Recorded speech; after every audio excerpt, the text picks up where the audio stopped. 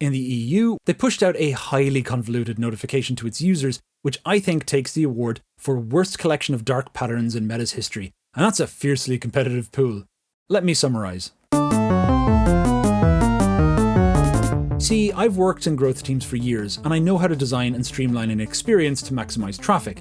The rule is, the simpler the experience, the more people who'll make it through to the end. With every additional step you add, large percentages of people will drop out. Now, Meta did the opposite of this. It's hilariously awful.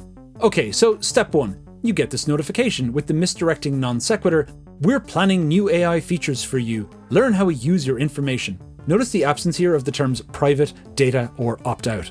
And once you click on that, step 2, you get shown this notice where they explain the legal basis they're using for collecting your information. Legitimate interest. Let me quote the opinion of the European Centre for Digital Rights on this.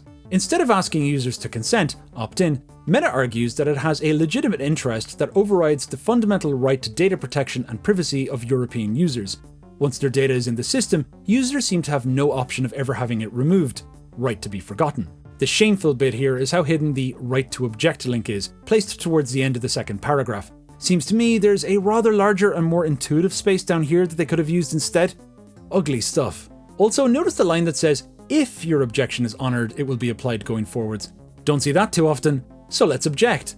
Which leads us to step 3, this big form you need to read. It's only at this stage, the stage where you are objecting, that they inform you about which of your content they plan to use to train their models. They also state, amazingly, that they may choose to ignore your objection.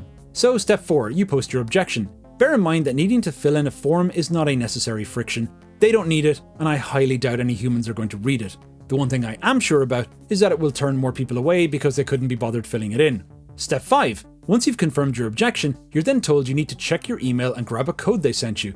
I'd love to hear their justification for this. Step 6. You open the email they sent, which contains a code that's only valid for 1 hour. So if you miss it, you'll need to start again.